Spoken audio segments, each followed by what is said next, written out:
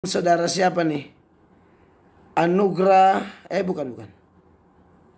Saudara Revaldo Tangkere. Pak Pendeta, tanggapannya soal Ruben Onsu Mualaf. Tanggapan saya soal Ruben Onsu Mualaf, saya sudah pernah di acara radio saya, orang tanya itu dan saya sudah jawab bahwa memang kalau di Indonesia kan punya kebebasan ya memeluk agama. Jadi pasti Ruben Onsu punya alasan tersendiri untuk memilih agama apapun. Sebelumnya dia adalah Kristen. Dan yang menikahkan dia tuh teman saya. Dia nikah di Bali. Dan mungkin ada masalah rumah tangga dan lain sebagainya hari ini. Tapi saya tidak tahu. Saya tidak berani masuk lebih dalam mencampuri urusan pribadi orang. Tapi memang karena ini public figure. Jadi waktu saya acara di radio itu, orang ada yang bertanya tentang public figure Ruben Onsu, Dr. Richard Lee, atau ada satu YouTuber nama siapa, Bobon kah, siapa tuh? Saya tidak terlalu familiar dengan yang Bobon, tapi itu kelihatan terkenal juga. Mereka yang akhir-akhir ini kan memang kalau Ruben Onsu tadi saya sudah lihat, Ruben Onsu resmi sudah pergi yang hari Lebaran nih, Ruben Onsu sudah istilahnya kayak sholat sholat id atau apa, saya kurang familiar, saya kurang hafal kalau sholat lebaran itu apa. Lalu ada juga yang sudah proses mu'alaf itu, dia seperti mengucapkan 2 kalimat syahadat atau apa begitu. Itu sudah resmi ya. Jadi orang Kristen seperti Anda yang bertanya saat ini, bertanya bahwa bagaimana ini pendapat saya tentang Ruben Onsu Mualaf, yaitu terserah dia ya, terserah dia. Memang semua pilihan ini beresiko ya, semua pilihan ini beresiko dan harus siap tanggung resikonya. Jadi kalau konteksnya Ruben Onsu itu kan jelas ya, bahwa dia Kristen, sekarang jadi Islam. Dulu percaya Yesus Kristus adalah Tuhan. Yesus Kristus adalah Allah. Sekarang Ruben Onsu tidak percaya itu lagi. Karena tidak mungkin dia jadi Islam, tapi tetap mempercayai Yesus Kristus sebagai Tuhan. Jadi itu sudah pasti turun ya, dia pasti hanya percaya Yesus Kristus sebagai nabi saja ya, sebagai nabi saja. Dan jelas itu satu pilihan yang tidak mudah, itu berat sekali ya.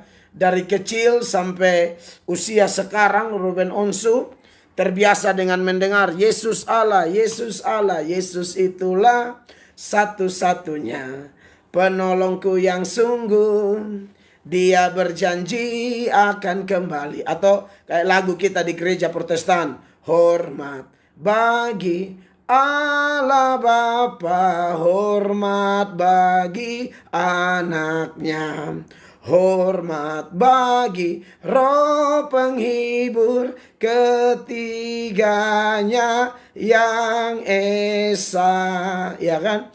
Haleluya, dan seterusnya. Jadi itu nyanyian yang mempercayai Bapa Allah, Yesus Allah, Roh Kudus Allah, tapi bukan 3 Allah, tapi 1 Allah. Nah, dengan Ruben Onsu yang bertahun-tahun ya, dari kecil sampai terakhir dia mualaf, percaya Yesus Allah, Tritunggal Allah. Allah Tritunggal itu bukan 3 Allah, tapi 1 Allah, 3 pribadi. Tapi sekarang dia bisa jadi Jadi seorang mualaf. Wow, itu luar biasa itu ya. Itu butuh satu penyangkalan yang luar biasa. Dibutuhkan satu penyangkalan yang sangat keras. Ya, Petrus kurang lebih 3,5 tahun saja dengan Tuhan Yesus. Dan ketika dia menyangkal, dia menangis sejadi-jadinya. Saya tidak bisa bayangkan orang-orang yang mu'alaf itu, sekalipun itu adalah keputusan pribadi, secara hukum negara sudah pasti negara menjamin kebebasan rakyat Indonesia untuk memeluk agama apapun yang dia yakini. Tetapi kalau belajar dari Alkitab, wow, bertahun-tahun percaya Yesus sebagai Tuhan dan kemudian menolak dia itu, aduh, 3 tahun saja, 3,5 tahun kurang lebih, Petrus menangis. Dan menurut tradisi, setiap kali mendengar ayam berkokok, Petrus pasti menangis, saudara-saudara. Jadi saya tidak tahu kalau ada Kristen seperti Ruben Onsu, ya, Richard Lee, Bobon, Deddy Kobuser, dan yang lain-lain, mereka bisa pindah tanpa menangis. Itu buat saya, itu hati, itu saya tidak ngerti lagi. Itu hati apa gitu ya. Kalau belajar dari Petrus sih, waduh, sedih habis.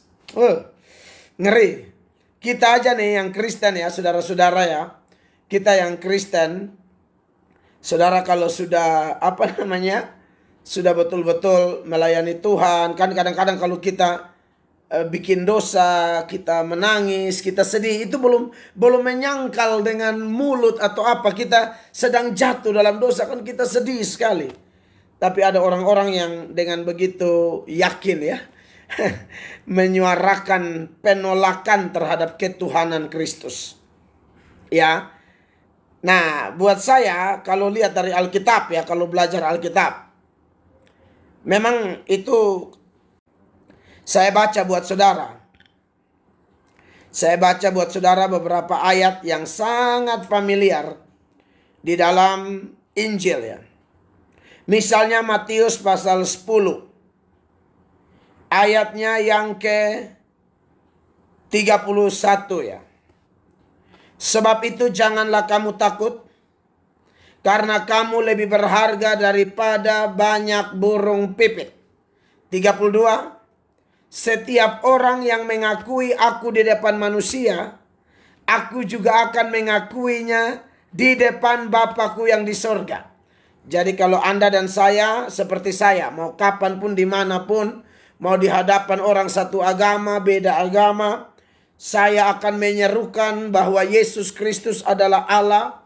Dia adalah firman Allah dan firman Allah adalah Allah sendiri. Dan Yesus adalah Allah yang menjadi manusia. Dan Yesus adalah satu-satunya jalan ke sorga. Ya. Dan Yesus adalah penguasa dunia akhirat. Yesus adalah penentu keselamatan orang. Terima dia masuk sorga, tolak dia masuk neraka. Dan saya sudah buktikan itu dalam khotbah-khotbah di mana-mana tempat.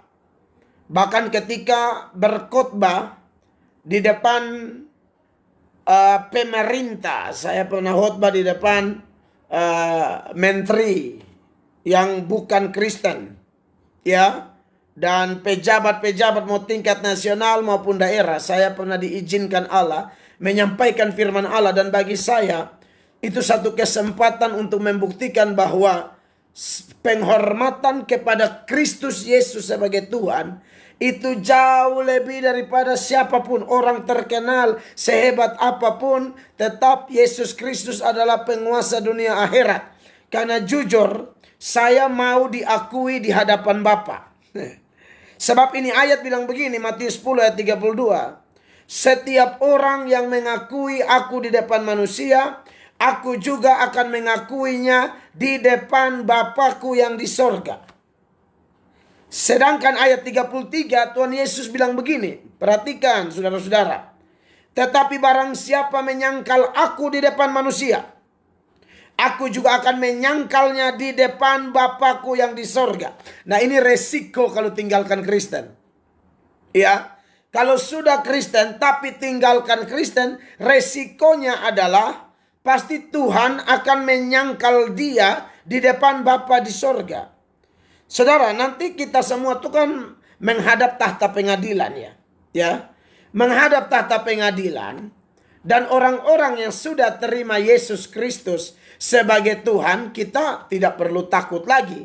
Karena Tuhan Yesus adalah pembela kita. Ya, mari saya baca buat saudara di dalam Roma ya, pasal 8 ayatnya yang ke 33. Dikatakan begini, siapakah yang akan menggugat orang-orang pilihan Allah? Maksudnya ini orang-orang Kristen sejati yang tidak pernah menyangkal ketuhanan Yesus. Ya, tidak pernah menyangkal Injil Kristus. Allah yang membenarkan mereka. Siapakah yang akan menghukum mereka? Lalu ayatnya yang ke-34. Kristus Yesus yang telah mati, bahkan lebih lagi yang telah bangkit, yang juga duduk di sebelah kanan Allah, yang malah menjadi pembela bagi kita. Nah, kalau kita tolak dia, siapa mau bela kita di pengadilan? Pengadilan akhir. Siapa yang mau bela kita di pengadilan terakhir, saudara-saudara? Maka dari itu, siapapun saya dan saudara harus betul-betul mempertahankan, konsekuensinya berat. Ya, sangat berat. Oleh karena itu, saudara yang diberkati oleh Tuhan Yesus, tetaplah setia kepada Kristus.